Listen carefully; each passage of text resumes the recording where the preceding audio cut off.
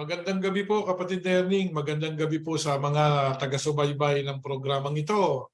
At Huwebes na naman at kami po ay mag-share muli sa inyo ng mga salita ng Diyos na nakasulat sa Biblia. At i-figure out po ninyo kung ang mga pangyayari o mga sinasabi ng mga talata ay nagko-coincide sa nagaganap sa panahon natin. Ano po, kapatid Erning? Magandang gabi sa inyo. Magandang gabi din sa ating lahat, mga kapatid. At tama yung sinabi ng kapatid na Jeriel, ating pag-aaralan ang tungkol sa ating Diyos, no? Sabi nga, ang lalo nating malaman kung ano ang kalikasan, mga katangian ng ating Diyos, mas mahalaga yun ngayon eh. Lalo sa panahon ito, kapatid na Jeriel, ano? Tama po, sapagkat kapatid Erning, kung makikilala ng tao kung sino ang tunay na Diyos, hindi yung pangalan lang, ano? Sapagkat alam na natin yung pangalan, kundi ang ating tatalakayin, gaano natin kakilala ang Diyos? Sapagkat mahalaga, kapatid Erning, na makilala ng tao ang tunay na Diyos. Hindi sa pangalan lang, kundi ano-ano po ang dapat malaman ng tao tungkol sa Diyos. Tama. Mahalaga po yun sapagkat ang ating Diyos ay napakarami ho niyang katangian na yan po ay ating pong aalamin din ang katapat niyan sa orihinal na wika. Ang pagkakasayin ng Biblia, ang Old Testament, siyempre pa sa Hebreo, no? Ating pag-aaralan po yan. Manalangin po muna tayo, kapatid na Jeriel. Po, mga kapatid. Panginoon namin Diyos, sumasampalataya kami ng pangalan mo ay Yahuwah. Buong pitagang kami na dumudulog sa iyo at nag-aalay kami, Panginoon, ng maraming pagpapasalamat sapagkat sa maghapong pagpapagal namin, paglalakbay at sa aming pakikipaghalubilo sa aming kapwa-tao, iningatan mo kaming pauwi sa aming mga tahanan. Salamat po, Panginoon Diyos.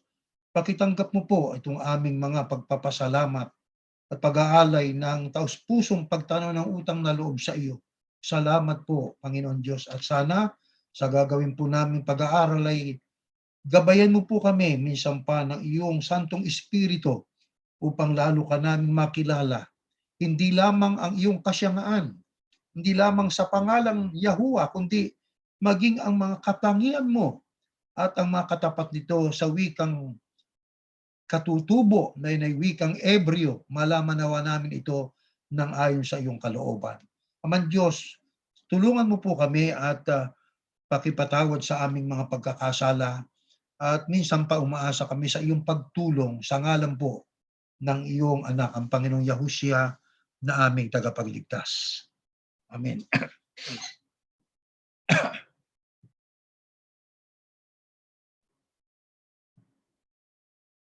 Okay. Mga mahal na kapatid at mga kaibigan na patuloy na sumusubaybay sa ating programang ito na tayo pala, kapatid na Jeriel, ay nakakarating sa London sapagkat may mga feedback tayong tinatanggap. May mga umalis na rin doon sa Iglesia ni Cristo na ating kakilala. Hindi ko sinasabing naging bunga ko. Ako'y nasa Maynila. At nakakarating sa kanila itong ating programang ito. Hindi lang doon, sa iba't ibang bansa pa rin. Kahit diyan sa gitnang silangan, may mga nakikinig. Yung kung saan may mga kaganapan ngayon, may mga nakikinig pa rin, may nakikinig sa ating programa. Ngayon, sapagkat yan nga po, kapatid na Erning, itong ating pag-aaralan ngayon, may kaduktong ito sa Sabado at Linggo. Kaya iniimbitahan din natin sila doon sa ating mga pagsamba. Dahil mabuting ang isang tao bago ang relihiyon niya, naintindihan niya. Kasi kapatid na Erning, pagka tinatanong tayo ng araw, sino ba ang Diyos? Isa ang Diyos. O sino ang Diyos? Ang Ama. Hindi pa nga natin alam doon ng pangalan. Ano ang kanyang kasyangan? Espiritu.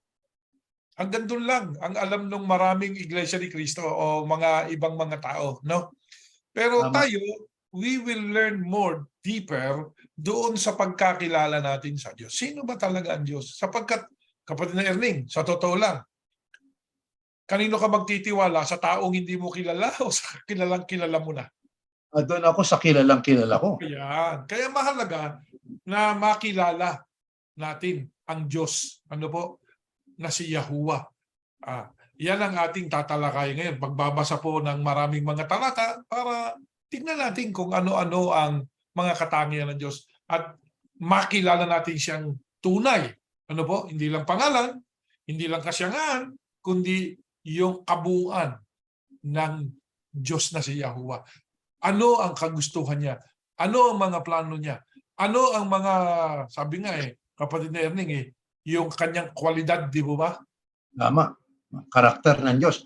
Ang sabi nga sa wikang Ingles, alang-alang sa ating mga kapatid na Amerikano, true knowledge of God, ano po, and His character is essential for salvation. Mahalaga po yun eh. Yung karakter ng Diyos, malaman natin. May kinalaman po yan sa ating pong kaligtasan. If we do not know that God is holy, kung hindi natin alam na ang Diyos ay banal, we will not grieve over our sin.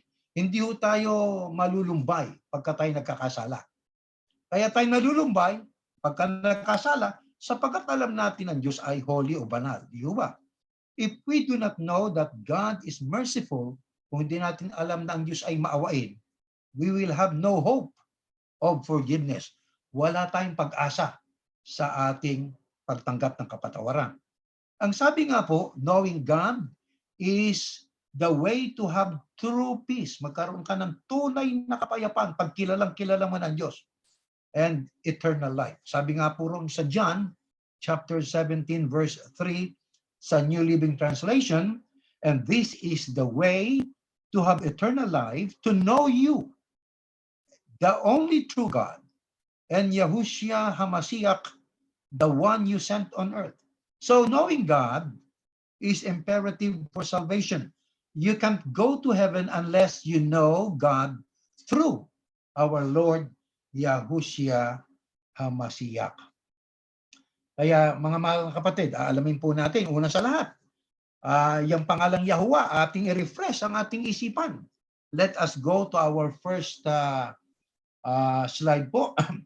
Ayan, tungkol sa pangalang Yahuwah, no? Ayan. Yung pangalang Yahuwah, napag-aralan na po natin yan, ayan ang pangalan talaga ng Diyos. Ano ho? Na hinango natin sa alpabetong Ebreo. Ang ating batayan diyan ay ang nakasulat sa Genesis 17:1 sa English Standard Version na ang sabi, God said to Moses, I am who I am, or Yahuwah.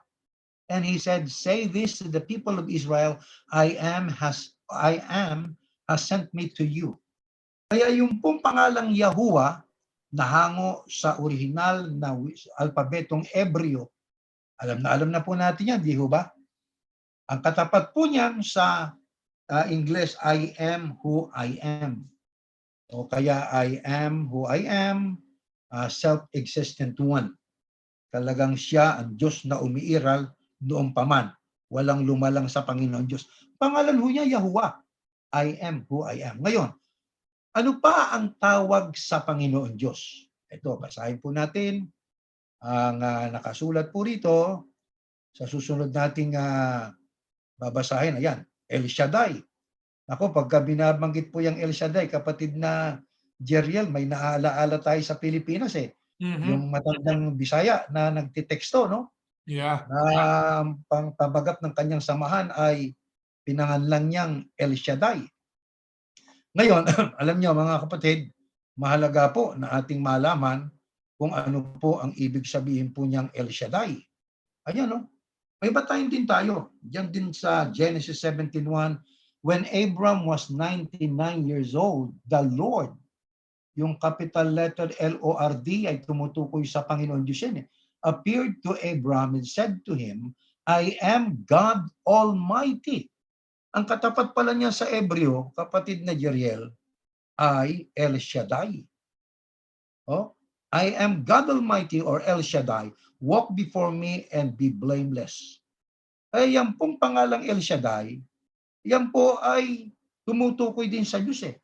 Nang ibig sabihin, El Shaddai, I am God Almighty. Meron tayong batayan, gaya ng dati, Genesis 17:1. Kaya unti-unti nating nalalaman ang hindi natin alam noon. Ayan po, kapatid Alam mo, natin, bago natin ituloy, yung LORD na kinapital letter natin dyan, yan ang pangalan ni Yahuwah. Yan yung tetragrammaton na tama, pinag-aralan natin. Yan po ang LORD, yan po yung pag isinulat natin sa Ebreo, Yad, Hey, Wow, Hey. Yung pagbasa niyang from kanan to kaliwa. kaliwa. No? Yad, Hey, Wow, Hey, na yun ang letter ng pangalan ng Diyos. Pinag-aralan na rin natin yan na ang bigkas doon ay Yahuwah. Tama. Ngayon, diyan po El Shaddai, no? Mayroon tayong tinatawag po na etymology. Ibig sabihin ay ang ibig sabihin ng etymology ho ay kung saan ang galing yung salita, no? Alam niyo yan pong salitang El Shaddai ay derived from the Hebrew word Shaddai. Oh, yan, Shaddai. Meaning almighty or all-powerful. Yung El Shaddai emphasizes God's omnipotence and His ability to provide for all our needs. Pag sinabing El Shaddai, yan po ay nagbibigay po ng diin na sa kapangyarihan ng Panginoon Diyos na tayo pagkalooban niya ng kailangan po natin. In the story of Abraham, sa istorya ng buhay nitong si Abraham, God reveals Himself as El Shaddai when He establishes His covenant with Abraham and promises to make him the father of many nations. Kaya bukod sa Yahuwah, tinatawag din ng Diyos na El Shaddai ng katumbas, I am God Almighty. Meron pa, kasunod, kapatid na Janelle, nadadagdagan yung kaalaman natin. Yeah. Next slide po. Meron pang iba. Yan. Pakibasa natin, kapatid na Janelle. So she called the name of the Lord, again, the Lord, Yahuwah, who spoke to her, you are a God of seeing, El Roy. For she said, truly, here I have seen him who looks after me. Kaya, El Roy, the equivalent of El Roy, the God who sees. Ayan. Kaya unti-unting nadadagdagan po ang kaalaman natin pagdating sa karakter ng ating Panginoon Diyos. Isa sa karakter ng Panginoon Diyos ay God who sees. Di ba? Ngayon, yan pong El Roy is a name that highlights God's omniscience and His compassionate care for His people. Yan salitang El Roy, yan ay pangalan na nagbibigay po ng emphasis sa pagiging maawain ng Panginoon Diyos sa taong nilalang niya. Mga kapatid, si Hagar, the maid servant of Sarah, yung katulong ni Sarah. Pagka si Sarah na asawa nitong si Abraham, ay hindi naman mabutis-butis. Yan yung nanay na, para maalala nila, yan po yung nanay, yung si Hagar, yan yung nanay ni Ishmael na pinagmulan ng lahing Islam o Muslim. Yung mga Arabo, mga Muslim. Yeah. Yun.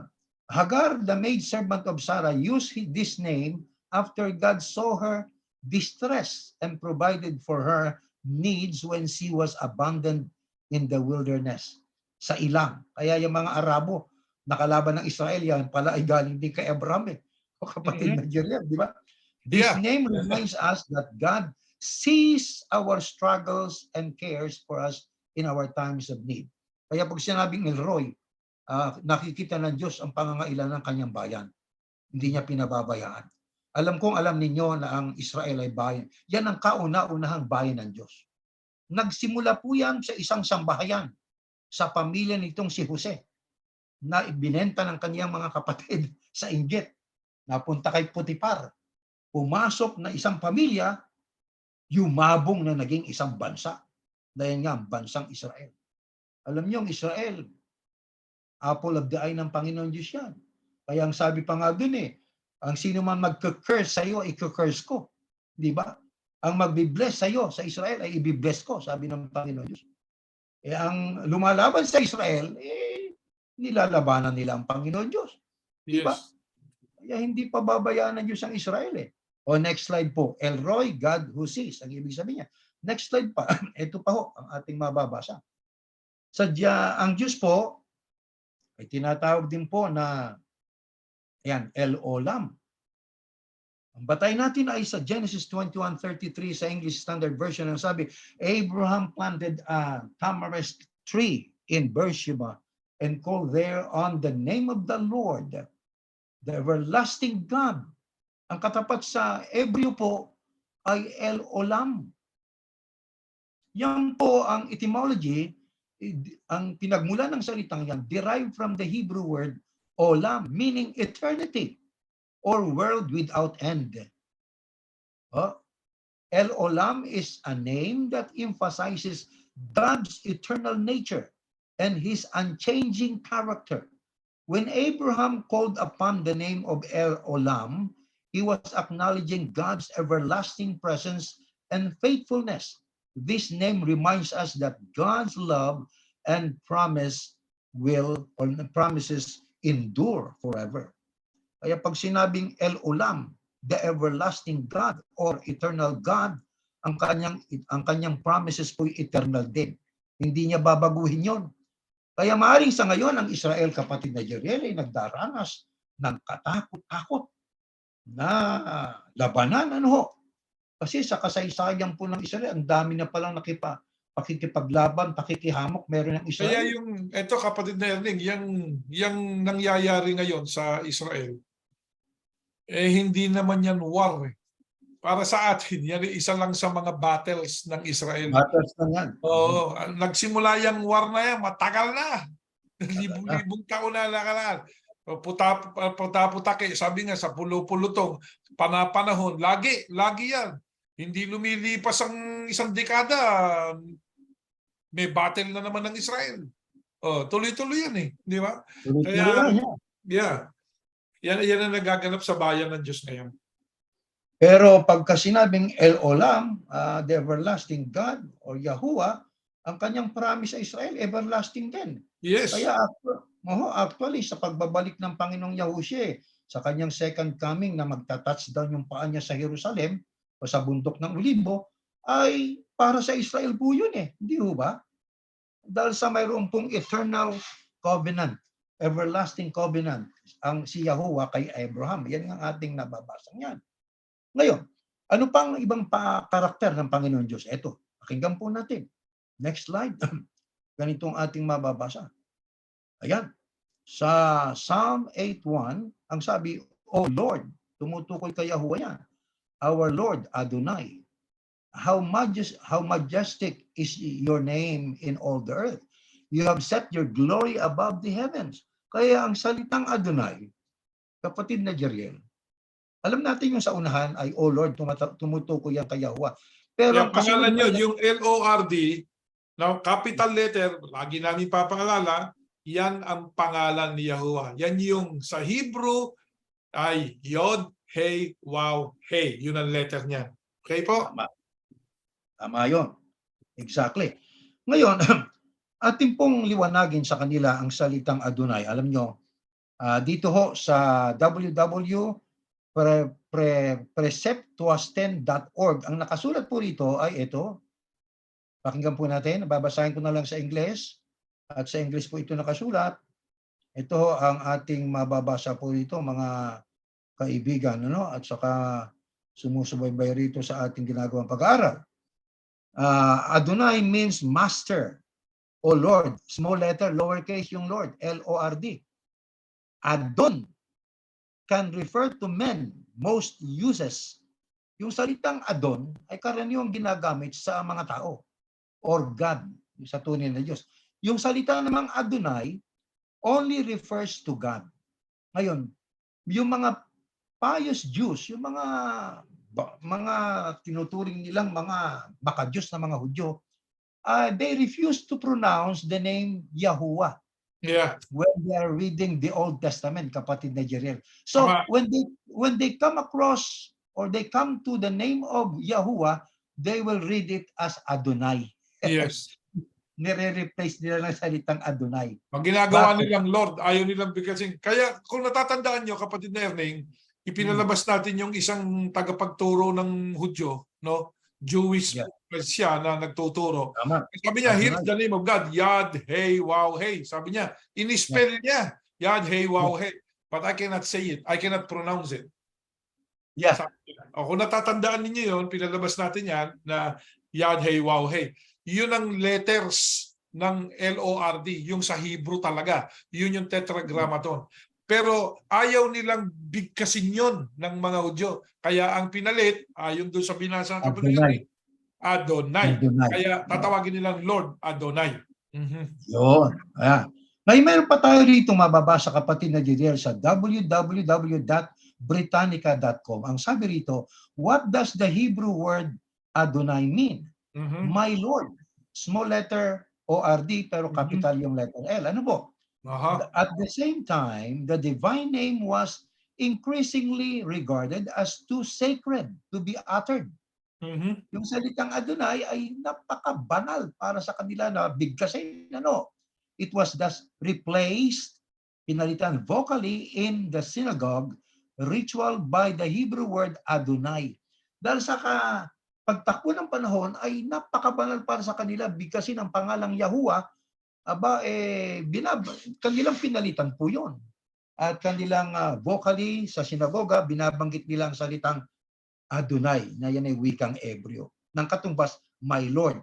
Hindi capitalize sa katulad niyang O Lord na binabasa natin. Yun nga, ang Ano? isa sa mga dapat nating tuklasin din, at pag ito natuklasan namin, sasabihin namin sa inyo, paano ba talaga sinasabi ng mga Hudyo yan? Kasi ito binabasa natin, nire-research natin.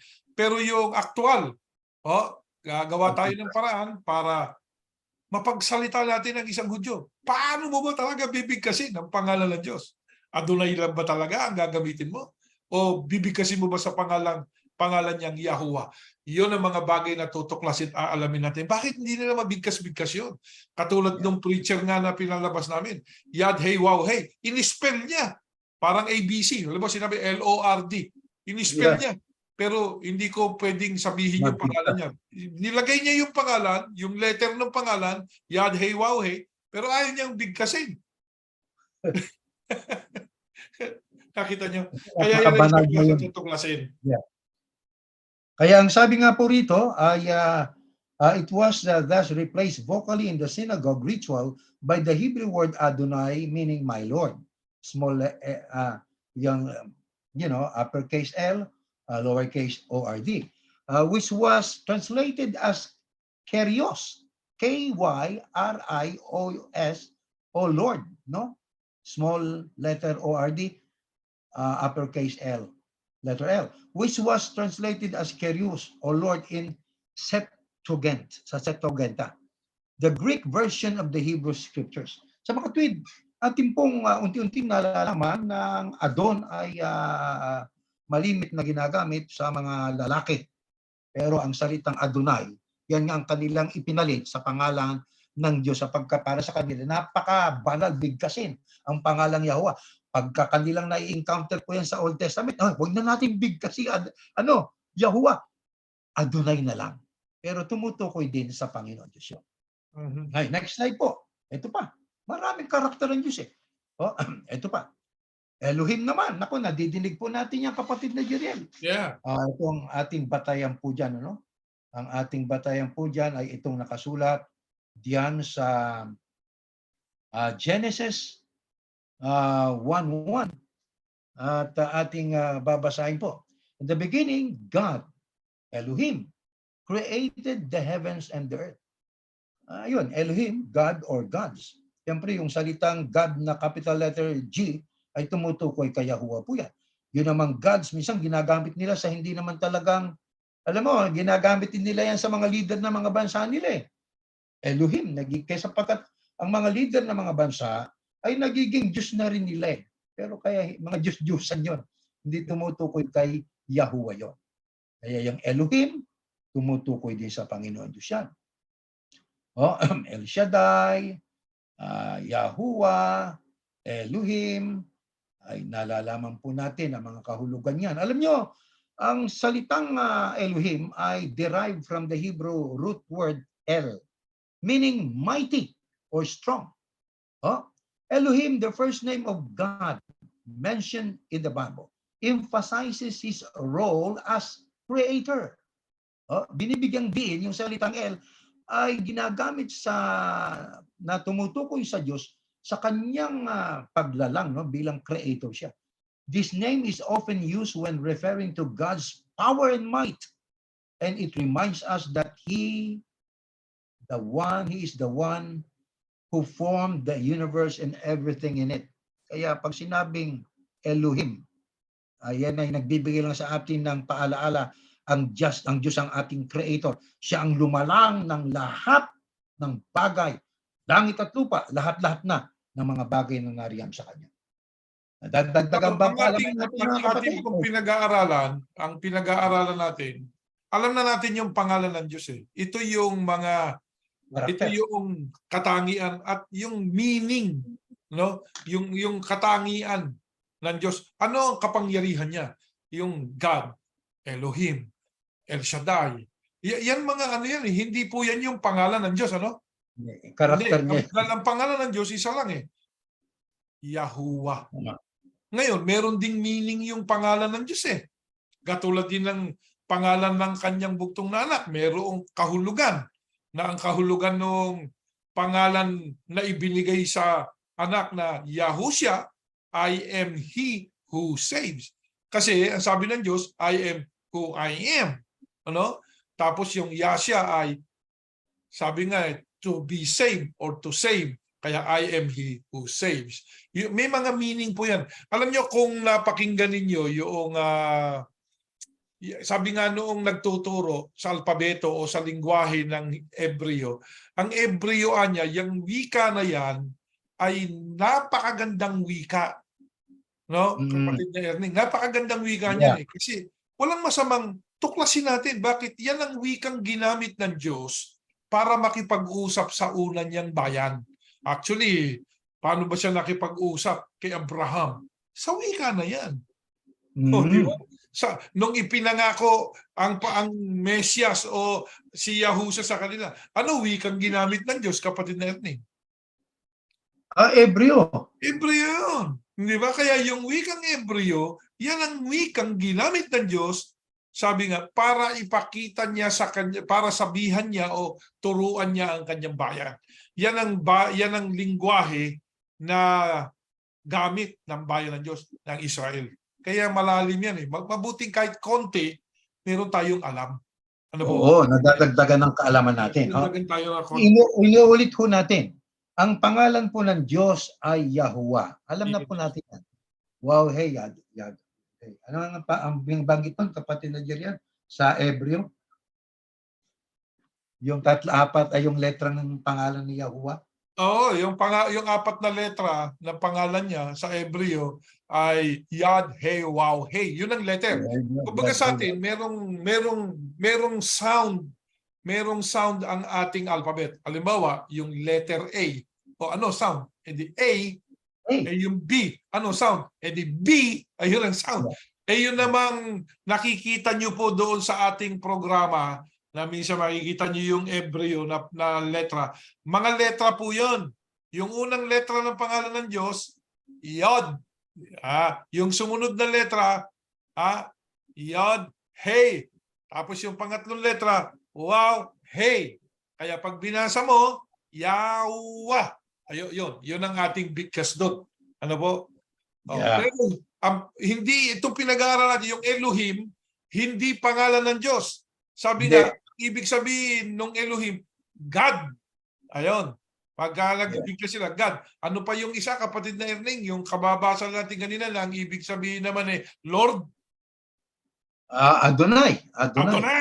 Pagka sinabing Adonai, Lord. Pag sinabi nilang Adonai, tumutukoy din dun sa Diyos na ang pangalan ni Yahuwah.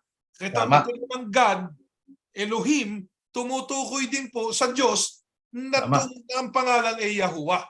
Ayan, yan ang ating natututunan. Kaya kung meron kayo natinig, Elohim, Adonai, El Shaddai, ayan, tumutukoy yan sa Diyos na ang pangalan ay Yahuwah. Yahuwah. Ngayon, ito pa mga characteristics ng Panginoon Diyos. Next slide po, ito. Ayan, sa ibaba, Yahuwah Tsure. Kaya nandun yung Tsure. pangalang Yahuwah, pero mayroon tsure. Na ibig sabihin yan, batayin natin, 18:2 ng English Standard Version. The Lord is my rock. Yahuwah tsure. Yung palang ibig sabihin katapat nun sa Hebreo, Fortress. kapatid na Jeriel. Di ba? Mhm. Kaya tatandaan po natin, ang Panginoon nating Diyos na si Yahuwah ay ang ating bato. Pag sinabing bato, siya po ang ating pananggalang. Kaya Fortress. pagka siya po ay gumawa para sa atin, sino ang makapipigil nun? Wala. Di ba?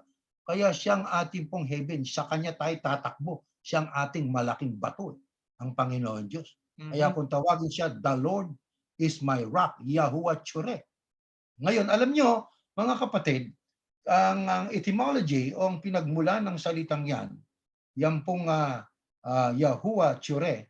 Pag sinabing yan po ang Jehovah o Yahuwah Tsure, yan po ay derived sa Hebreo word na chor, meaning rock.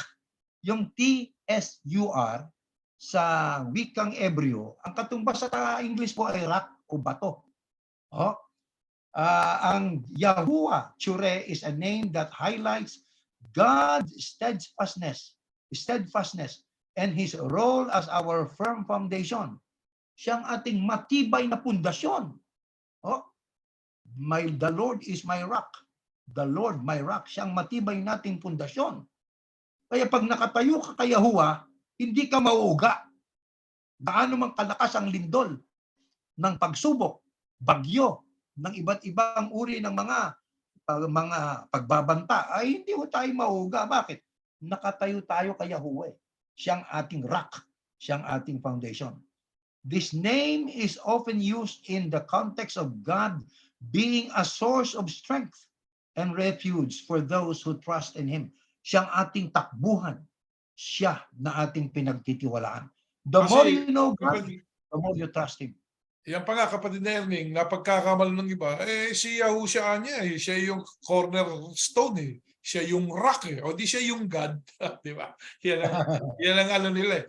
Si Yahushua, tandaan natin, ginawa ng Diyos, no, na maging foundation na bato ng mga sasampalataya sa kanya. Pero ang foundation ni Yahushua, si Yahuwah. Yahuwah. Kaya si Yahushua din, ang kanyang rock ay si Yahuwah. Ayun lang yun. Exactly. Ang si Yahuwah ay tsuri ni Yahushua. At saka tayong lahat. Siya ang ating stronghold, siya ang ating refuge, siya ang ating fortress o deliverer. Siya yung talagang deliverer. Kaya nga ang pangalan ni Yahushua, kapatid na Erning, I am He who saves. Sino yun? Pangalan ng Diyos yung Yahweh, Yahuwah. Na ang pangalan niya, ibinigay niya dun sa kanyang anak. Ang sabi ng anak, na ang pangalan mong ibinigay mo sa akin. Ano yung pangalan na yun? Yahushua. Ano ibig sabihin nun? I am He who saves. Ang Diyos ang magliligtas sa pamamagitan ni Yahushua. Di ba simpleng intindihin yun? Kaya ang Diyos ang talagang fortress ng lahat ng nilikha. Ang Diyos ang talagang refuge ng lahat ng nilikha.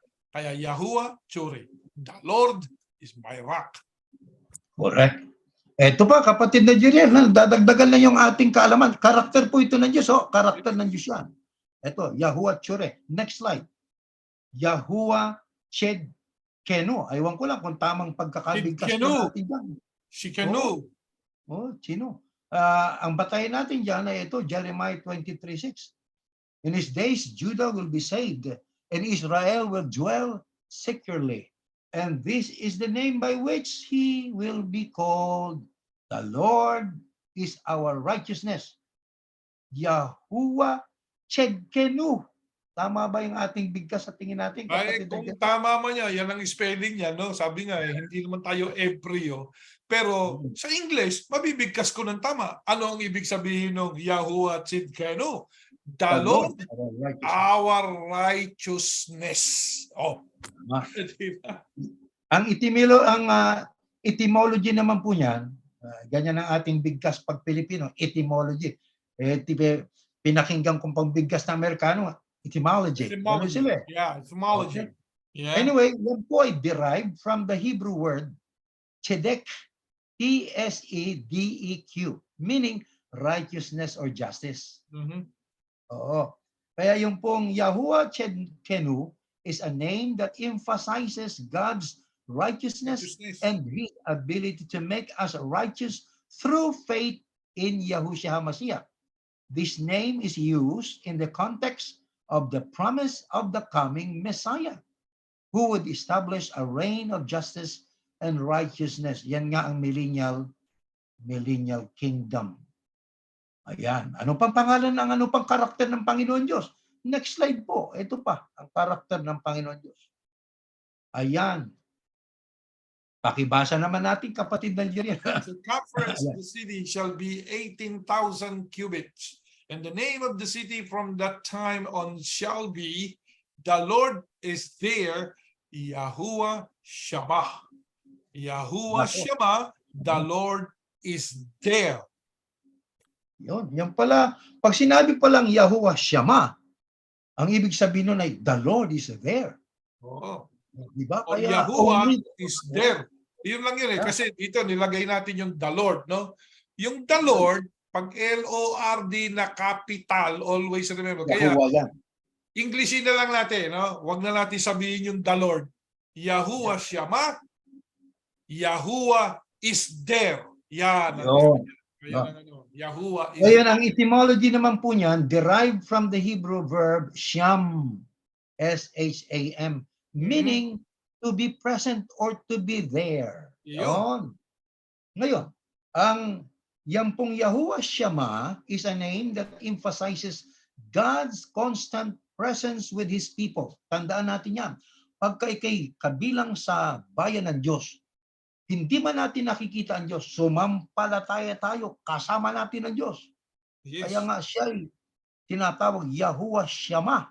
Hindi ho ba? Ang presensya na nasa kanyang bayan. This name is used in the context of the future restoration of Jerusalem. Kasi re-restore yung Jerusalem eh. Alam niyo, kapatid na Erning, ano, nagtatalo-talo ngayon ng mga tao tungkol diyan sa liderato ng Islam o mga Muslim at saka yung Christian, ano, saka yung mga Jewish. Yung Jewish na hindi nila tinanggap yung Yahusha. Pero yung Yahushan o tayo Yahushan, yung Christian na tinatawag, eh tinanggap nila ang Messiah. Ngayon, ano daw pagkakaiba ng dalawang propeta eh? Yung propeta si Muhammad at saka yung si Yahusha. Eh hindi ko alam yung kay Muhammad, pero hanapin nila yung kay Muhammad kung gusto nila. O yung mga Muslim, pwede nilang sabihin kung sino talaga si Muhammad. Nakasulat naman yun doon sa kanilang Quran, no? Tayo, alam natin si Yahusha. Si Yahusha hindi nagsinungaling. Oh, totoo hindi. Si Yahusha hindi nagkasala. Para sa atin, si Yahusha ay hindi kailanman naging leader ng army. Hindi siya naging leader ng army. Ang pagiging leader niya ng army sa ending pa, di ba? Meron siyang army pero galing sa pero dito sa lupa, hindi siya nag-lead ng batalyon no para makipaggera o makipagdigma. Hindi ginawa ni Yahusha 'yon nung siya ay nasa lupa. Hindi siya nagsinungaling, sinabi niya yung kalooban ng Diyos. Mahal pag-ibig ang kanyang ipinreach, hindi siya nagturo ng pagkamuhi o kay Yahusha. Bakit? Sapagkat si Yahusha nasa kanya rin ang espiritu nino ni Yahuwah. Kaya sabi nga Yahuwah Shammah na kay Yahusha rin. Di ba? The Lord or Yahuwah is there also with Yahusha. Na maunawaan ng mga tao. Ano po? Oh, ito pa. Ang next slide pa natin, ito pa. Nako, ito yung palasak na ito. Yeah. Yahuwah Shalom. Yun. Yeah. Itong ating batayang talata. Judges 6:24, then Gideon built an altar there to the Lord and called it, the Lord is peace. Sa Hebreo, Yahuwah Shalom.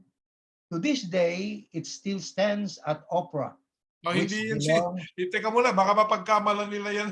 yung nasa Chicago isa yata, sa o babae. yung nato-trouble ngayon na babae, no? Hindi yan. Hindi po yan, no? Which belongs to the habeas rights. Kaya, ang isa pa sa karakter ng Panginoon Diyos, pwede nating gamitin yung salitang pang-uri. Inuuri ang Diyos eh. Di ba? Si Yahuwah ay Shalom. Yahuwah Shalom. The Lord is peace.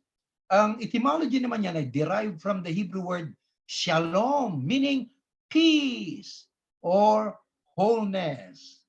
Di ba? Yahuwah Shalom is a name that highlights God's ability to bring peace and wholeness to our lives. Siya lang makakapagbigay nun eh. Si Yahuwah. Si Yahuwah Shalom. Di ba?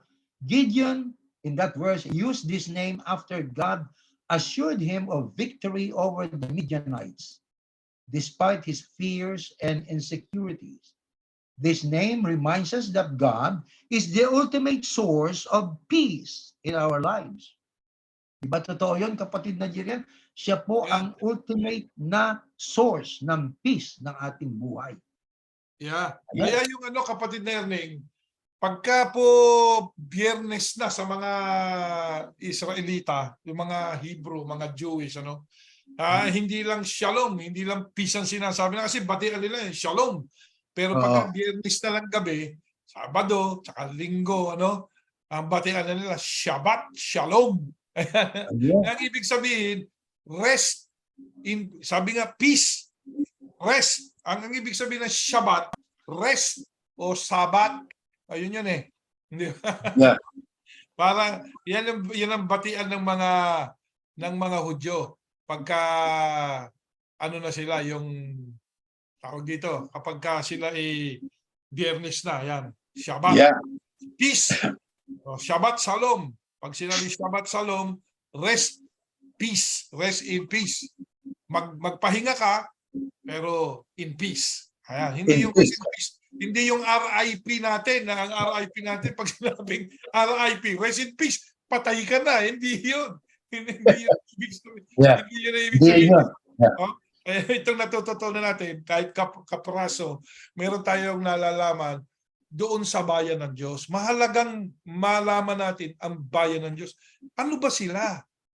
Sapagkat, tandaan po natin sa ating pananampalataya, kapatid na Erning, ang pagbabalik ni Yahushua sa kanyang ikalawang pagparito, hindi lamang para maghukom, kundi para ipagtanggol ang Israel.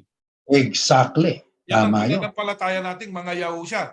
Paano tayo? Hindi, kinuha niya na tayo bago pa yun eh. Di ba? Rapture muna bago pa yun eh. Bago pa yung pagparito niya o ikalawang pagparito niya, bago siya maghukom, rapture muna. Unang pagkabuhay muna. Kaya nga sabi na doon sa Tadeo, bumaba ang Panginoon kasama ang laksa-laksang mga banal, yung ni-rapture, upang isagawa ang paghuhukom sa lahat. Hindi lang doon natapos yung kapatid na Erning. Makikipagdigma siya para ipagtanggol ang Israel. Sapagkat ang Mesyas o ang Kristo ipinangako ng Diyos sa panahon pa ni Moises sa mga Israelita. Hindi nga lang siya tinanggap. Hindi nga lang siya tinanggap ng mga Israelita, ng mga Hudyo. Tinakon siya. Ayaw niyang tanggaping Mesyas siya. Ito pa, next slide. Ano pang katangian at karakter ng Panginoon Diyos? Ayan, pakibasa natin kapatid na Jeriel. Ayan. Teka ha. Now this man used to go up year by year from his city to worship and to sacrifice to Yahuwah or to the Lord of hosts, Yahuwah Sabaoth at Shiloh, where the two sons of Eli, Hophni and Phinehas, were priests of Yahuwah. Yahuwah Sabaoth, the Lord of hosts or the Lord of armies. Ayan. Yan ang kahulugan pala niyan. Di ba? Yahuwah Sabaoth, do? Ngayon, ang etymology naman yan, ibig sabihin ng pinagmulan yan ay derived from the Hebrew word Shabah. T-S-A-B-A, meaning army or host. No? Pag sinabing Yahuwah Sabaoth is a name that signifies God's power and authority over all the forces of heaven and earth. This Yes. name is often used in the context of spiritual warfare, reminding us that God is our protector and deliverer in times of trouble.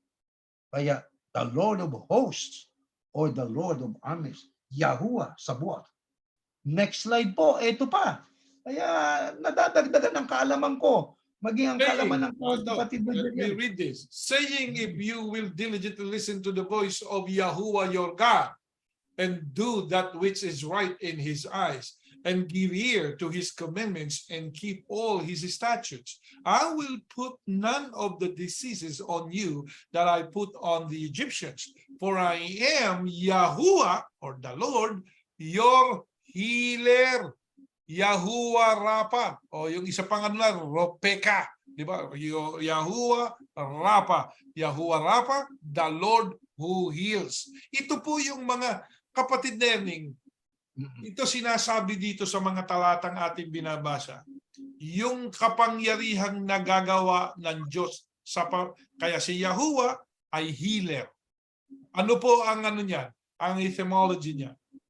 Ang etymology naman yan ay derived from the Hebrew verb rafah. Yan. R-A-P-H-A. Tinanap ko yung salitang rupeka. Ang nakita ko tupeka eh. Walang rupeka. Aha.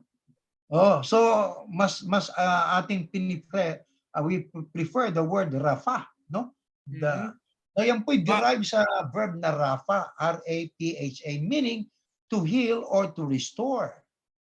Yahuwah Rapha is a name that emphasizes God's ability to heal and restore us. E paano kung hindi natin alam niyang karakter ng Diyos na yan? Na siya pala ay Yahuwah Rapha, the Lord who heals, siyang healer natin. E baka tayo tumakbo sa doktor, nakalimutan na natin ang Diyos. Ngayong alam na natin na siya po'y healer, unahin natin ang Diyos. Unahin natin pag may sakit tayo, mayroon tayong aray sa likod, aray sa tagiliran, aray sa bintit, kasukasuan. Manalangin tayo kay Yahuwah Rapha sapagkat ang ating Panginoon Diyos ay healer siya. Di ba? This name was revealed to the Israelites after their deliverance from Egypt when God promised to keep them free from the diseases that plagued the Egyptians if they obeyed His commandments. Kapatid Nerning, para malinawan natin, kasi pwede rin nilang yung Rapha, yun din yung Ropeka. Ropeka? Opo. Ropeka transliterates a Hebrew word used almost 70 times in the Old Testament for healing, restoring, or preserving. So yun yung salitang Ropeka. Kaya pwedeng sabihin na Yahuwah Ropeka or Yahuwah Rapha. It's the same thing. Ano po na healer, healing, restoring, preserving. Tama. So, kaya gusto ba nating ma-restore? Tumawag tayo sa ating Diyos na si Yahuwah. Kapagkat ang isa sa karakter niya ay siya po ay nag-heal. He heals. Ito pa, next slide po. Mayroon pang konting dagdag kaalaman. Yahuwah Ra'ah. Ayun. Sa Psalm 23:1, ang sabi, the Lord, o si Yahuwah, the Lord is my shepherd, Yahuwah Ra'ah. Yan palang katapat niyang kapatid na Jeriel sa Hebreo, no? Yahuwah Ra'ah. Kaya ang ano naman yan, ang etymology, derived from the Hebrew verb Ra'ah. R-A-H, meaning to tend or to shepherd. Yahuwah Ra'ah is a name that highlights God's tender care and guidance for His people. Tatandaan po natin yun. Na talagang pagka tayo kabilang sa bayan ng Diyos, tayo po'y pangangalagaan ng Diyos. This name is famously used in Psalm chapter 23, where David likens God to a shepherd. Itinulad niya ang Diyos sa isang tagapag-alaga who provides, protects, and leads His sheep. Kaya ang tawag sa kanya ay... kapatid Ernie, sa Tagalog nga ang Diyos din para nagturo rin ang Biblia na kayuan niya yung mga isinusugo ng Diyos, yung mga naglilingkod sa kanya na nagtuturo, no? kayuan niya ay dapat na maging parang sisiwa. Si Kasi Siwa, tama. espiritu po ng Diyos yan eh. Yung sabi nga, Yahuwah, Ra'a means Yahuwah is shepherd. Shepherding, Tama. nag-aalaga. Hindi po ba? Nag-aalaga. Si Yahuwah. Ngayon, yung mga inatasan ng Diyos na mga ngaral, yung mga propeta, yung mga apostol, ang sabi doon sa talata ng Biblia, hanapin niyo yan, ano? Pero sabi nga, nakasulat doon sa Tagalog, kayuan niya'y parang mga sisiwa sa mga nasasakupan niyo. Ano ba yung sisiwa, kapatid na Erning? Hindi maintindihan mismo ng Pilipino yan. Ano ba yung sisiwa? Naasiwa sila. Pero pag binasa mo sa English, nurse. Yeah. Nurse. Nursing. Nurse. Nurse. Ano ba yung Nag-aalaga. nag-nurse ka? Eh di nag-aalaga, nag-shepherd Nag-aalaga. ka. Di ba? Yeah. Ayun, mayroon pa tayong kasunod. Next slide po. Ayun. Yahuwah Kadosh. No, the Holy One. Itong batay natin sa 40:25 ng Isaiah. To whom then will you come, you compare me, that I should be like him, says the Holy One, Yahuwah Kadosh. Saan naman, ano naman ang etymology? Ibig sabihin, saan naman ang galing yan? Saan dinerive yan? Derived from the Hebrew word Kadosh, meaning holy or sacred. Yahuwah Kadosh is a name that emphasizes God's holiness and His call for His people to be holy as He is holy. Kaya paano tayo po magdaramdam pagka tayo nagkakasala kung hindi natin alam ng ating Diyos na si Yahuwah ay Holy One? Di ba? Di ba tayo nakukonsensya pagka tayo ay gumagawa ng kasalanan? Bakit? Sapagkat alam natin ng ating Diyos ay holy. Kaya pag nagkakasala tayo bilang bayan niya o mamamayan niya, dapat tayo nagdaramdam, hindi tayo nagsasaya. Di ba? Bakit? Ang Diyos natin na si Yahuwah ay Kadosh. Ibig sabihin siya ay Holy One. Di ba? This name is a reminder that God is set apart from all creation, transcending human understanding, and that we should strive to reflect His holiness in our lives. Dapat makita sa atin ang pagkatangian ng Diyos na kabanalan. Kaya pag walang kabanalan, hindi natin makikita ang Diyos. Kaya yung sinasabi ng ating mga kaibigang protestante na just have faith in God and that will suffice you to receive salvation. Hindi ako sang-ayon dun eh. O di ba? Ibig mong sabihin, kahit ano gawin mo, basta sumampalataya ka, ligtas ka na. Aba hindi. Sabi ng Biblia, kung hindi ka gagawa ng kabanalan, hindi natin makikita ang Diyos. Bakit? Yahuwah Kadosh, isa sa katangian ng Diyos. Ang Diyos ay banal. Di ba? Ito pa. Next slide po. Ayan, pakibasa natin. The Lord or Yahuwah is my light. Ayan, ilaw. Yahuwah Ori. And my salvation, whom shall I fear? Yahuwah Ori, the Lord is my light. Tagalogin mo, si Yahuwah ay ang aking ilaw o ang aking liwanag. Di ba? Si Yahuwah is liwanag. Si Yahuwah ay ilawan. Ayan yun eh. Si Yahuwah ay Ori. Ayan. Yeah. Kaya tayo ay huwag tayong mabuhay sa kadiliman. Yan. Ng katumbas sa kasalanan. Meron tayong ilaw eh. Meron tayong ilaw, di ba? O di ba? May ilaw tayo eh. Kaya Yahuwah Ori is a name that emphasizes God's role as our spiritual light and guide. This name is a reminder that God illuminates our path, dispels our fears, and leads us through darkness. Diba? Totoo po yun eh. Pag may Diyos kang, may ilaw ka. Pag may ilaw ka, hindi ka maliligaw. Kaya alam nyo, marami ngayon dahil sa isinasyan na nila ang Diyos eh. Tingnan nyo nangyayari sa society. Ha? Yung gusto nyo mangyari, hindi yung gusto ng Diyos. Nasaan ngayon ang liwanag ng society? Isipin mo ang society ngayon na nangyayari. Ang tanong, mabuti ba nagaganap? Mabuti ba nagaganap? Dito lang sa Amerika, mabuti ba nagaganap? Ako, na Kitang-kita ang mo. dami dito lang sa San Francisco, gaano nang karami ang nagsaradong mga tindahan diyan kasi yung walang ilaw yung mga tao eh, walang liwanag sa isip, madilim ang Ano, utak. Kaya hindi malaman naman yung mga negosyante na yan. So nakawan natin ang nakawan. Isipin mo ganyan lang ginagawa ng tao. Yan ang naibubunga kapag ka ang tao nawalan ng ilaw o nawalan ng liwanag. Magkakaroon ng kaguluhan. Yung mabuti, nagiging masama. Yung masama, nagiging mabuti. yung mabuti. Yun ang nangyayari. Kaya mahalaga, kilala ng tao, kilala natin ang Diyos, si Yahuwah, Ori, ilaw. Pag wala kang pananampalataya kay Yahuwah, wala ka ilaw. Dilim. O di ba? Exactly. Yung bang patatawag ka na ikay lalaki, gusto mong tawagin kang she, pagkatapos ikaw ay babae, gusto mong maging he? Ano ba Yan. naman yan? Naku. Oh. Yan ang ano ng mga tao ngayon. Isipin mo, yung iba naka-infiltrate sa eskwelahan. Yung mga walang ilaw yan eh. Yung naka-infiltrate sa gobyerno. O mga walang ilaw eh. Mga, actually nga, gusto pa nilang nagsimula yan ha. Una, burahin, alisin na yan 10 commandments dyan sa mga building ng ano, ng gobyerno. Eskwelahan. Yan, inuna Gobyerno. nila yun.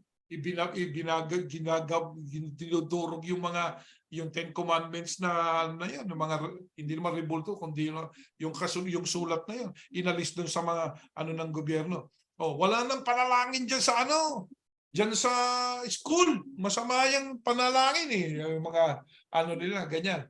Nagkaroon sila ng liberalismo. Gusto nila maging liberal kasi yung isip lang ng tao gagamitin.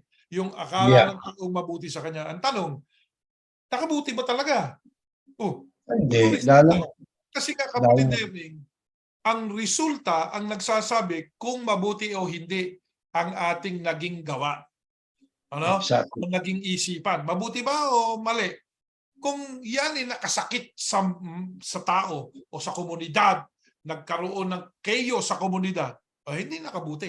Hindi ba? Hindi. Hindi nakabuti. Kasi nakasakit sa komunidad eh. Yeah. Yung nawala na ng, sabi nga yung wag na muna tayo doon sa religion, dala na muna tayo sa politics ng tao. Isipin mo ang politics ng tao, nawala na rin ng ano ang maraming tao yung batas ng tao, ayaw na nilang sundin. Kung maaari, wala nang batas, kanya-kanya na tayo eh. Ang tanong, makabubuti ba 'yon? Lalong gugulo. Gugulo, katulad yan, mga nagsisisigaw. Alisin na yung mga pulisiya na yan, hindi natin kailangan yan. Tapos yung nagsisisigaw nung kapatid na Erling, nung mamag siya, kailangan daw umaksyon yung pulis. Akala ko ba ayaw mo ng pulis? Di ba? Siguro. Ba't nagkaganon kapatid na Erling? Kasi ang tao, akala niya magaling siya eh. Hindi niya alam, ang liwanag, isa lang. Si Yahuwah. Yahuwah, Ori. Yahuwah is my light. If you don't have Yahuwah, you don't have light. Hindi mo kasi kilala kung sino si Yahuwah. Ayaw mong tanggapin. Kaya ang gagawin mo, puro madilim. Di ba? Parang katulad sa courthouse dati, tanda ko pa, na bago magbigay ng testimonya, ang isang testigo, maaring pabor doon sa respondent, o maaring siya nasa side ng state attorney against doon sa respondent, papatong muna sa Biblia. Pero ngayon wala ng Biblia, kapatid na Jeriel. Ano naging resulta? Dumami ang krimen. Exactly. Kasi nga, inaalis yung liwanag eh. Pag inalis mo ang Diyos sa isang society, nawawala ng liwanag ang society na yan. Didilim. Sigurado yan. Ito pa, next slide. Ito naman ang ating babasahin pa, kapatid na Jeriel. Yan. And Moses built an altar and called the name of it, Yahuwah is my banner. Ayan. Yahuwah Nisi. Yahuwah Nisi, the Lord is my banner. Kung sino-sino, kung ano-anong plug meron ka eh. Alam nyo, doon sa iglesia natin, naglagay pa ng plug eh. Ewan ko saan ko napulot yung plug? Ba't may plug ka pa? Si Yahuwah na nga ang plug natin eh. Si Yahuwah na nga ang Diyos na ang banner natin. Ba't meron ka pa symbol na para kang gusto mo maging isang bansa? Kasi nga gusto maging hari eh. Ayun. Ayan, gusto maging hari eh. Kaya ayan, naglagay ng plug, naglagay ng seal. kung ano-ano pa yung paliwanag sa seal, ng mga miyembro sa iglesia nagtatalo-talo kung ano meaning nun, kung ano-ano kasing pinag-iimbento eh. Tandaan natin na nakasulat, dapat kilala natin ang Diyos na si Yahuwah. Si Yahuwah, siya rin ang ating bandera. Tama. Ngayon, ang etymology naman yan, kapatid na Jeriel, Mhm. ay derived from the Hebrew word nes, N-E-S, Mhm. meaning banner or standard. Standard. Kaya siya ang ating standard. Ang ating Yeah. standard ay si Yahuwah. Hindi tayo Yeah. naka-base sa iba, kundi Yeah. siya. Diyan sa ating pinanggalingang institusyon eh. I am one with. Ganito eh. I am one with. Ang standard kasi doon, standard ng tao, hindi standard ni Yahuwah. Exactly. Kaya tayo, Totoo. ng mga Yahusyang ngayon, sinisikap nating kilalanin, sino po ba si Yahuwah na ating Diyos? Ayan, iniisa-isa sa atin. Yan ang mga katangian niya. Yan na rin ang meaning ng pangalan niya. Oo. Sabi Tama nga yan. nung isang ministro ng iglesia, God has many names. Oh yeah. Ayan o, Yahuwah Nisi. Isa yan sa katawagan sa kanya. Di ba? Yahuwah El Shaddai. Oh, isa rin yun sa katawagan sa kanya. Yahuwah Ropeka or Yahuwah Rapha. Tawagan sa kanya yun. So yun ang mga kasyangaan o katangian ni Yahuwah. O ito, tayo po mga kapatid at mga kaibigan nakikinig. Ang mga iglesia ni Yahusha, isa lang ang ating bato. Sabi nga, iba yung panulukang bato yung ating kanlungan, si Yahuwah. Meron tayong panulukang bato pagdating sa ating pananampalataya, kundi walang iba kundi ang ating Panginoong Yahusha. Sa kanya tayo nakatayo sapagkat si Yahusha ang kanyang bato, ang kanyang rock o refuge. Sino po, kapatid na Erning? Si Yahuwah. Si Yahuwah. Kaya, pag nakatayo tayo sa ibabaw ni Yahusha, nakatayo na rin tayo sa pinagtatayuan ni Yahusha. Saan Kay Yahuwah. Okay, Tama. Yahuwah. Kaya yan namang Yahuwah Nisi, kapatid na Jeriel, is a name that symbolizes God's protection and guidance over His people.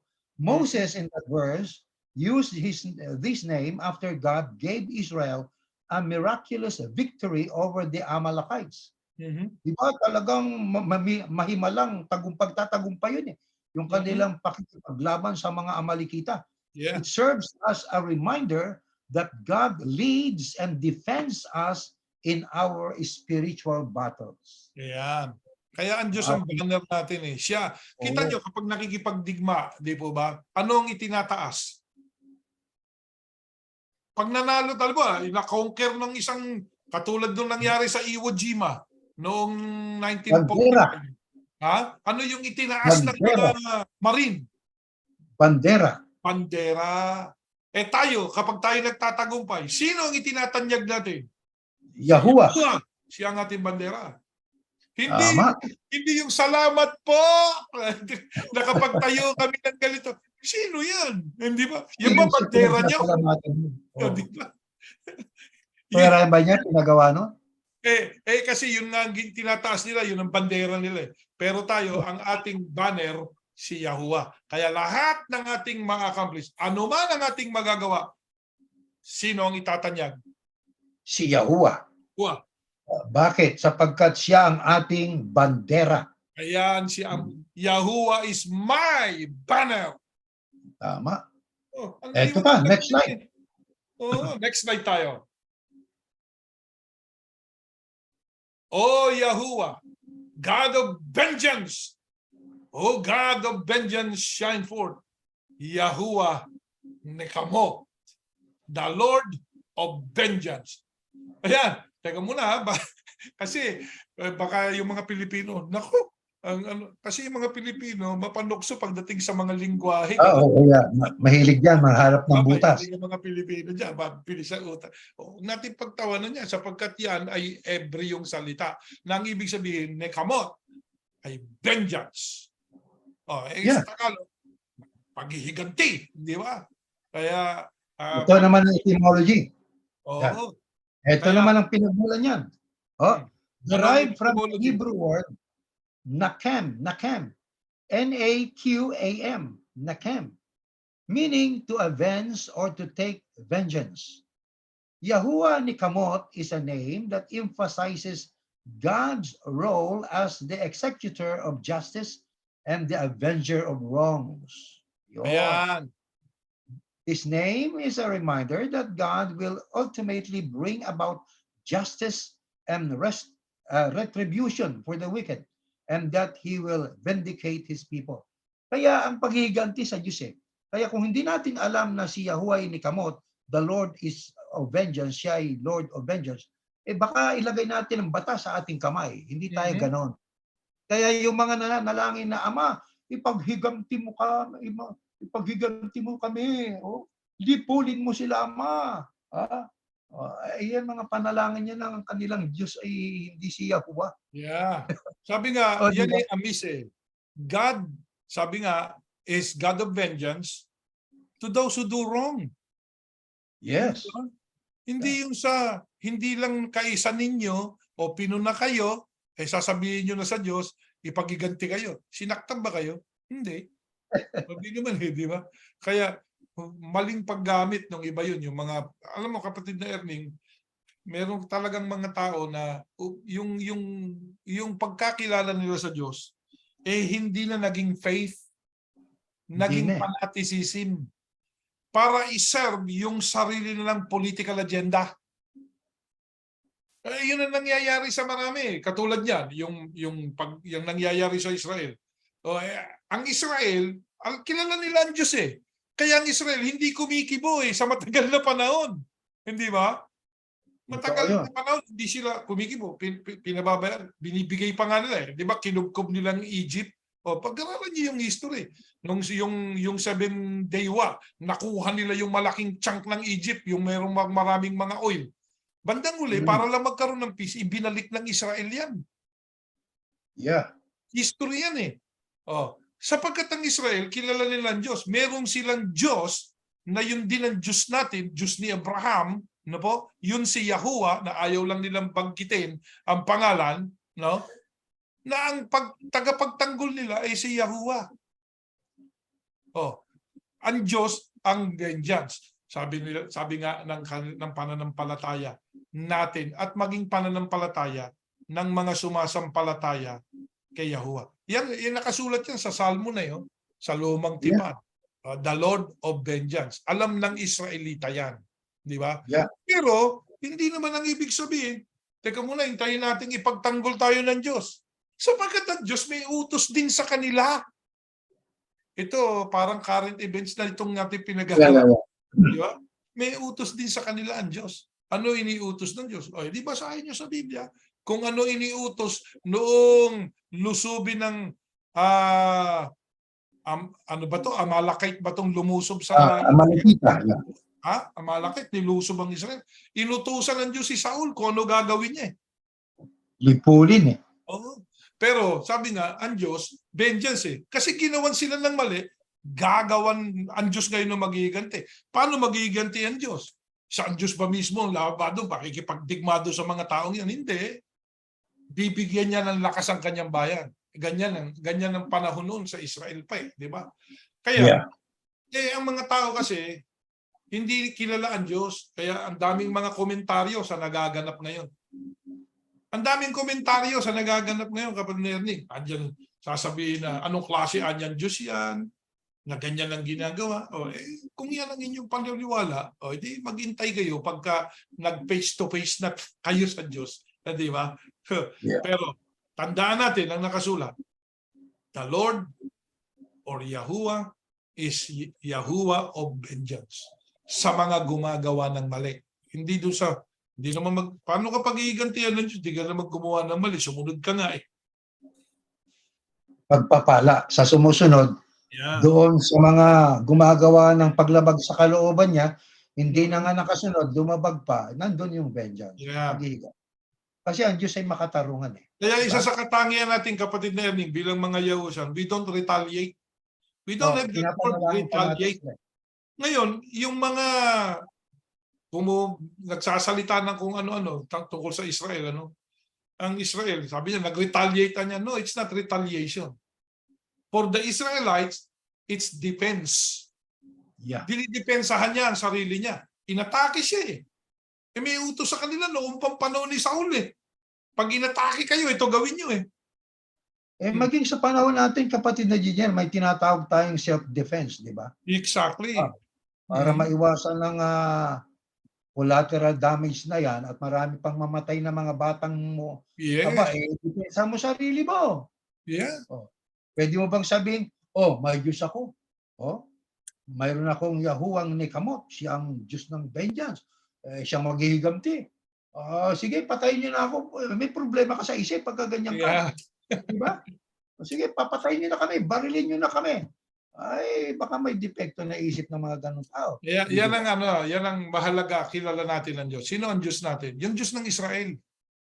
Ang Diyos ng Israel, ayaw nilang banggitin ang pangalan, si Yahuwah. Diyos ni Abraham. Yung Diyos ng Israel, Diyos ni Abraham, Diyos ni Jacob. Diyos ni Isaac. Di ba? Kaya ang Diyos natin, yun din ang Diyos nila eh.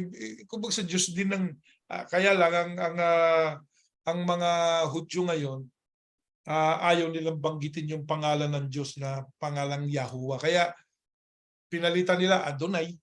Ayun ang nila. Adonai na lang itawag natin. Kasi napaka-banal ng pangalan niya eh. Yung Yad, hey, wow, hey, huwag na natin bigkasin yan. Sino ba may utos sa inyo wag bigkasin yan? Sabi nga ng Diyos, bigkasin yung pangalan ko eh. Yeah. Sabi nga ng Diyos, I will pronounce my name. Yeah. Kaya mabibigkas talaga. Bigkasin ang pangalan ng Diyos, walang masama. Kaya, kasi nga, ang pinagbatayan nila, yung panahon pa ni Moises eh. No? Sabi nga, yun ang pananampalataya ng mga Hudyo eh. But, although, sabi nga, kapatid na Erning, kahit na, ganyan ang kanilang paniniwala, mahal ng Diyos yang Israel. Mahal pa rin. Kaya sabi ng Diyos, hindi mababali. Hindi masisira ang pangako niya sa kanilang ninuno kay Abraham. Kasi ang Israel, yung binhi ni Abraham, hindi masisira ang pangako ng Diyos kay Abraham.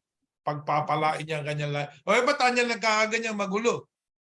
Pero pagpapalain ng Diyos yan. Hindi pa tapos eh, di ba? Parang pinapalo ang Israel eh. Pinalo, aray, masakit. Sa pagpalo, namaga ang puwet, sabi nga, di ba? Napalo. Pero ipagtatanggol ng Diyos yan. Ang mahal ng Diyos, pinapalo niya eh. Pagka hindi ka na pinapalo ng Diyos, baka wala na sa iyo ang Diyos. Ito pa ho, karakter pa ng Diyos. Ito, next slide.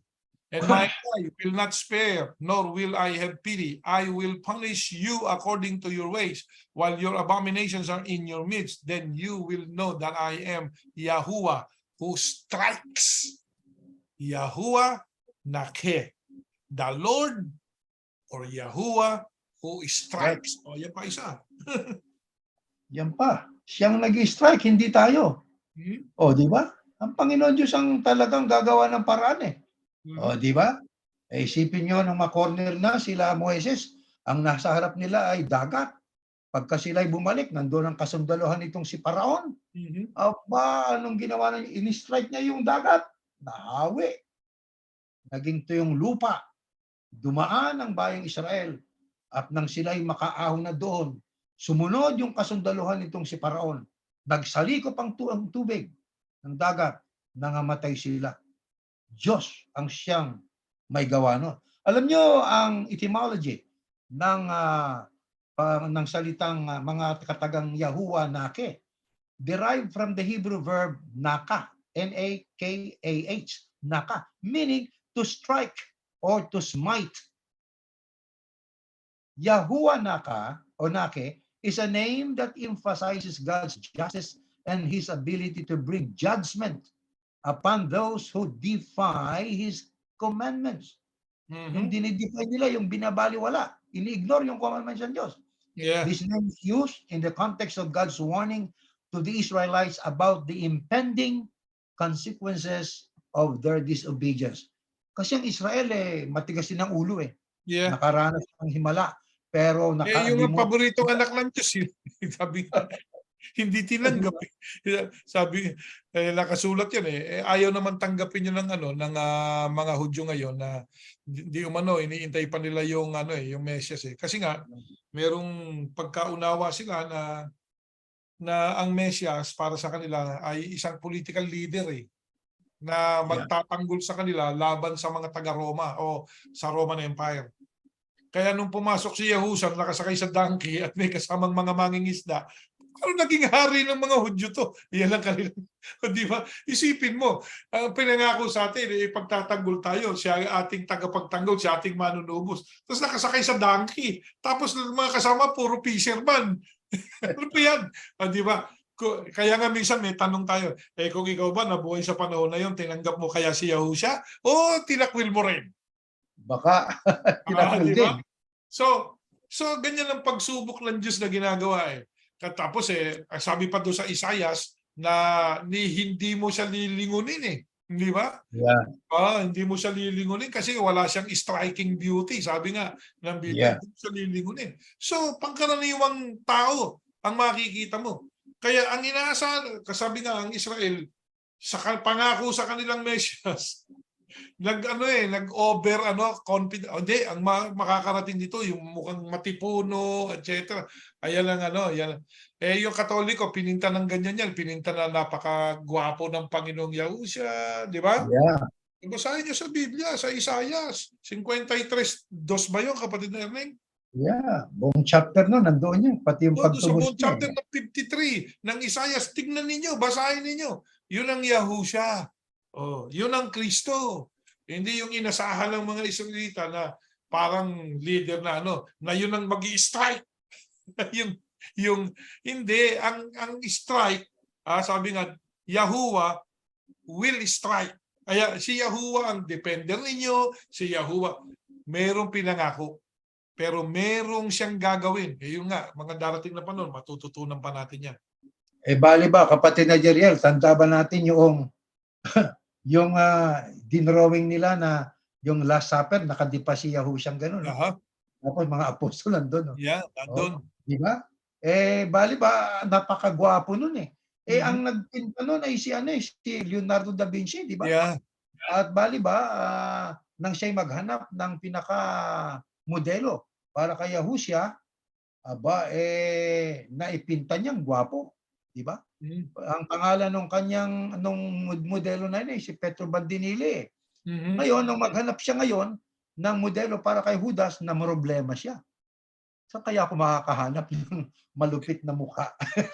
So pumunta siya doon sa mga kasulok-sulukang lugar ng kriminal, at may nakuha siyang isa, tapos nakaupo na at pinipinta niya na yung larawan para kay Judas, na yun ang bali ba, nagtaka ngayon si Leonardo da Vinci, sabi niya, teka muna, mukhang nakita na kita noon. Mhm. Parang gusto kong makalimutan, pero nag-i-insist yung damdamin ko. Sumagot ngayon yung si Petro Bandinil, oo, nakita mo na ako. Ako din yung nakaupong modelo noon nang i-drawing mo ang Kristo. Yeah. Kaya Yan, iisa, nakasulat yan dun sa My Catholic Faith yata na libro. yes, Ha? yes. Nandiyan yan, My Catholic Faith. Yan ang kwento noong The Last Supper, ayon doon sa libro ng Iglesia Katolika. Ngayon, Exactly. sabi nga ito, ang ating Panginoong Yahuwah, sabi nga, vengeance is mine, sabi ng Diyos. I will strike.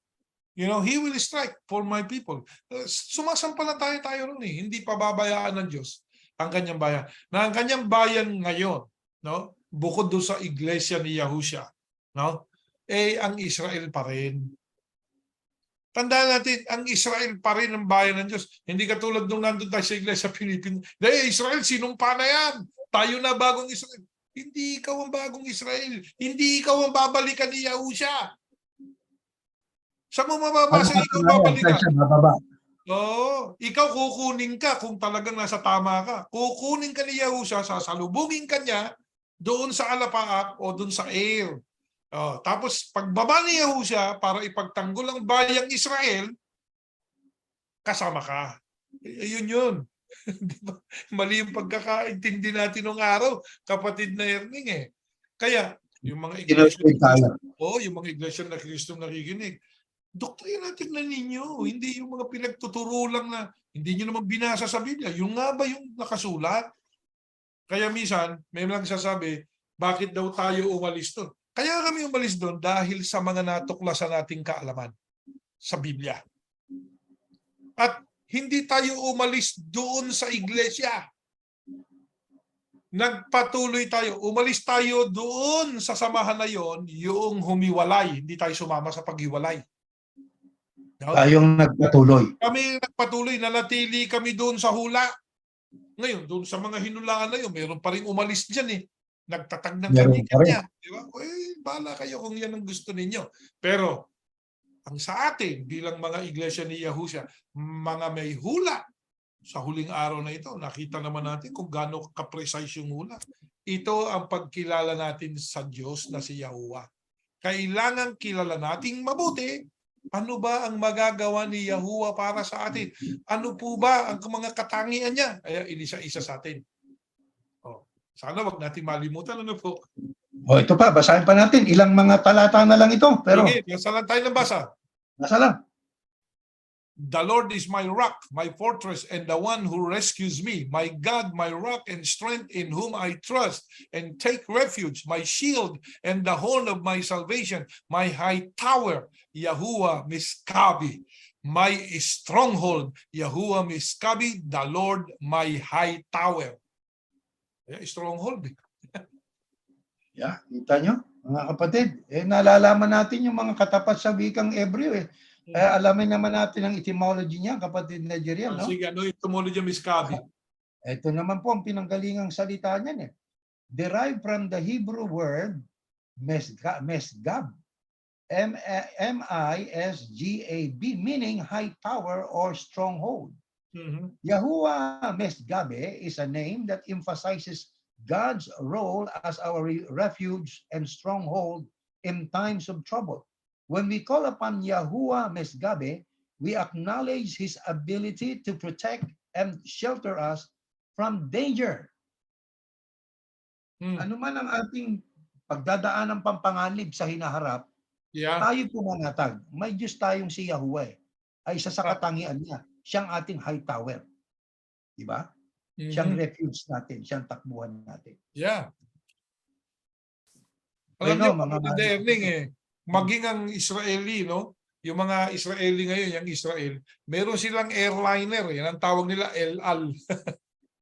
Pag sinabing El Al, sabi nga merong ibig sabihin yan, yung El Al eh. Kaya pinangalan nilang El Al, to fly, sabi nga, high, tower, mataas talaga eh. Kasi yung L parang tumutukoy yan sa ano eh. Tumutukoy sa Diyos din eh. Yung kanina, El Shaddai. Diba? Sa Diyos. Yung El Al, sabi nga, yung airline nila, na ang ibig sabihin, fly high, mataas, pataas, pataas. Ay di ba yung aeroplano lumilipad nga eh. Yeah. Yan, no? High tower. Di ba? Ang Diyos talaga, high tower mo. Sabi nga si Yahuwah, miskabi mo. Saan ba, kapatid na Erning, kapag nakikipagdigma ka, saan ba pinakamaganda? Sa high ground o nasa low ground ka? Doon ako sa high. Oo, kaya nga kita mo, yung tinatawag nilang West Bank yata yun, kinuha ng Israel para yung Syria, hindi makapanik eh. Yeah. Bakit? Nasa taas sila, kita nila lahat eh.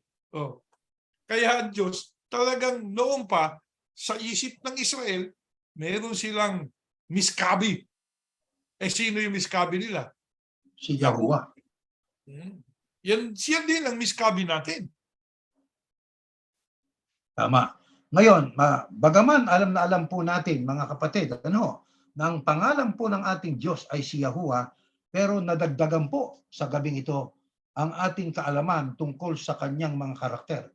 Ang kanyang mga karakter na yan ay lalong nagbibigay sa atin ng isang malalim na kaalaman ng pagkaunawa kung sino talaga ang ating Diyos na si Yahuwah at kung ano talaga ang magagawa niya sa atin ngayon at maging sa hinaharap na panahon. Yes. Mga kapatid. Actually hindi pa tayo tapos. Itutuloy po natin ito sapagkat mayroon pang mga karugtong na mga karakter ang Diyos na katawagan sa pangalan niyang nakakabit sa pangalang Yahuwah, na yung po'y dagdag na kaalaman sa darating na Huwebes, may awa ang Diyos. Itutuloy po natin yan, kapatid na Jeriel at mga mahal na Sige. kapatid. Napakaganda na makilala natin ang Diyos sapagkat sabi nga, para lalo kang magtiwala sa Kanya. Tayo yan po ang nililikha sa atin ng ating Panginoon Diyos na si Yahuwah. Pinupuno tayo ng kaalaman. Gusto ng Panginoon Diyos makilala natin siya. Oh, na kung meron man tayong itataas na bandila kapag tayo nagtatagumpay, ako itaas yung bandila. Ako papurihan nyo. Praise me. Sabi nga, ang Diyos ang ipipraise natin. Kaya sa iglesia ni Yahushua, dito sa ating movement, mga kapatid, ang pangunahin na itinataas natin, si Yahuwah. Siya ang ipinakikilala natin sa tao. Pinakikilala natin ang kanyang bugtong na anak. Pero tayo, sabi nga, lagi nating itinuturo at lagi nating binabasa, kami hong mga nagtatanim at nagdidilig, hindi kami mahalaga. Ang kung sino man ang mahalaga, si Yahuwah. Doon sa pinanggalingan natin, yun, may BBIP ka pa. Di ba? Hindi mo tinawag na BBIP ang Yahushua, si Yahushua, pero yung pinuno nila BBIP. Isipin mo yan. Very, very important person. Kaya hindi si Yahuwah at hindi rin si Yahushua ang banner nila. Yun ang banner nila. Yun ang banner nila. Yeah. Yung BBIP na yun. Kaya, bisan sasabihin sa atin ng mga dati nating kaibigan, dati nating kasama, mga kamag-anak, kailan kayo babalik? Tigilan nyo kami. Kayo yung umalis Di ba? Kami yung nagpatuloy. Kayo ang umalis. Kaya dapat kayong magbalik. Kanino? Hindi sa grupo. Sa Diyos kayo magbalik. Kay Yahuwah kayo magbalik. Si Yahuwah ang gawin yung miskabi o ang stronghold ninyo. High tower ng lahat ng tao. Si Yahuwah. Tama. Mga kapatid at mga kaibigan, nawa po itong ating napag-aralang ito ay nakapagdagdag ng pananampalataya sa ating lahat para lalo tayong magtiwala, lalo tayong maglagak ng pag-asa kay Yahuwah na punong-puno ng mga katangian at karakter na dapat nating asa at panghawakan. Manalangin po tayo, kapatid na Jeriel. Ama naming Yahuwah, maraming salamat po sa mga itinuro mo sa amin sa gabing ito. Ipinakilala mo sa amin ang iyong mga katangian. Hindi lamang po alam namin ang pangalan mo at nabibigkas namin ang pangalan mo, kundi ang mga kahulugan ng pangalan mo, ang mga katangian, taglay ng pangalan mo, Ama, natututunan din po namin. Amen. Basbas mo sa amin ang iyong mga pagpapala. Turuan mo pa kami. Ayaw kaming nagtitiwala sa iyo sapagkat ikaw ay kilalang-kilala na namin, Ama. Tulungan mo ang mga tao sa mundong ito. Magkaroon pa po ng kapayapaan para magkaroon pa rin kami ng pagkakataon. Ipakilala ka sa lahat ng mga nilalang. Amen. Ama, sumasampalataya kami na hindi mo kami pababayaan. At ang mga mahal namin sa buhay, sana'y makaunawa rin katulad ng pinagkaloob pangunawa sa amin. Makita nila na ikaw ang bandila na dapat na itaas namin kapag kami mayroong nagagampanan. Tulungan mo kami, Ama, na maipalaganap ang mensaheng ito sa lahat ng kinapal. Maging ang mga anak mo, ang bayan mong Israel, makilala ka nila. Sambitlain nilang pangalan mo. Huwag silang mangamba sa pagsasalita sa pangalan mo. Sabihin ang pangalan mo sapagkat ang iyong bugtong na anak, pababalikin mo para sa kanila. Kami lamang na mga taga-malayong silangan at kanluran sa iglesia ni Yahushua. Sasaksi kami sa magaganap sa araw po ng pagbalik ng Panginoong Yahushua sa mundong ito para ipagtanggol ang bayan mong Israel. Amen. Sampalataya kami, Ama. Binasbasan mo na kami. Pinagpala mo na po lahat na nakikinig at nanonood sa programang ito. Sa pangalan po ng aming tagapagligtas, si Yahushua HaMashiach. Amen. Amen. Bueno, mga kapatid, Kapatid na Jeriel, maasa tayo na hanggang sa muli po at ating iniimbitahan yung ating mga panauhin at mga kapatid Aha. sa pagdalo sa ating pagsamba sa Sabado at Linggo Yan. sapagkat ang ating tatalakayin ay may kaugnayan din sa ating pinag-aralan. Yes. Yung tatalakayin natin kung ano dapat na maging paninindigan natin at saka ano ba itong nagaganap sa mundo natin. Meron po tayong tinatawag na current events na pag-aaral. Na yung current events na yan, actually sa tagal na nakasulat sa Biblia. Yeah. Yung mga nagaganap ngayon, katulad ng binanggit na natin noong una, kapag na Erning, ang mga propesiya, nagpapaulit-ulit lang. Yeah. Gandang Sige gabi po po. sa inyo lahat. Mag-iingat po tayo lagi.